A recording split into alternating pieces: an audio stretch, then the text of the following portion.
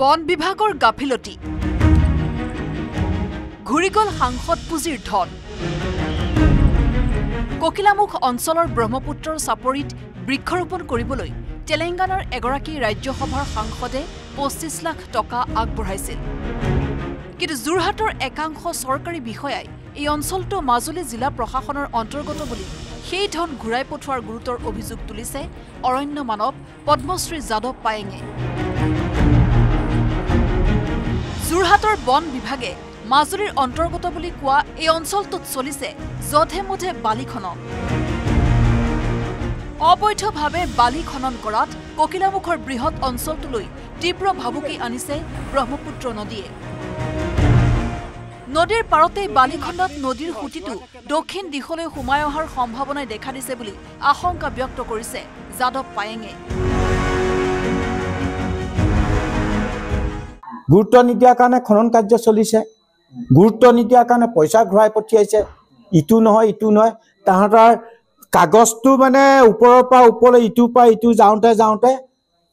ডেটে ফেল হৈ যায় মানে ইমান খৰতকীয়া কাম কৰে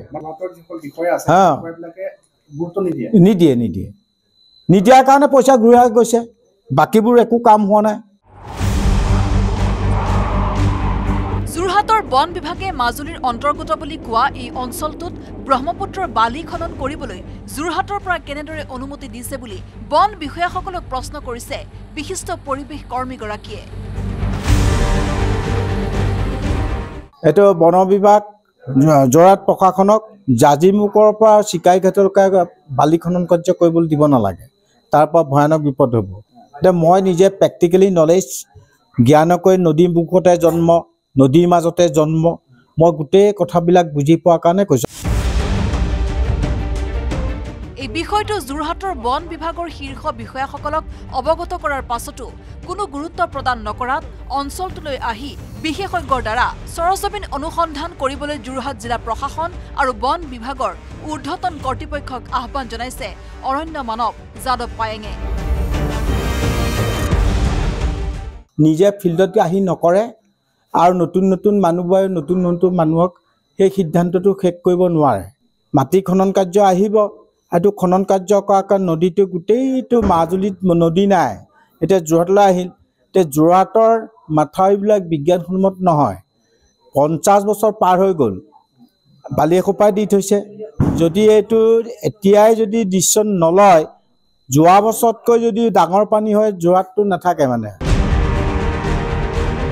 যোৰহাটৰ পৰা গৌতম বৰাৰ report news 18 Assam north east